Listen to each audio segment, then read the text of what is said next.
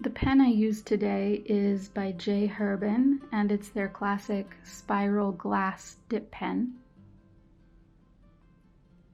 I highly recommend it as far as dip pens go. They have quite a consistent monoline nib. They're pretty affordable. You can't go wrong. And the ink I've used today is also by Herbin, and it's their violet perfumed ink. Yes, it does have a perfumed scent, and it's very strong right out of the bottle, not especially pleasant, but once it's on paper and it dries, it's a very subtle floral scent. Pretty nice for love letters.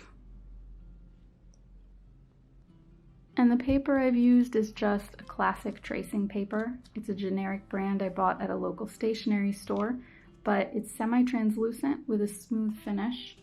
And that means it's great for inserting a gridded piece of paper underneath and working on calligraphy that requires base lines and slant lines too.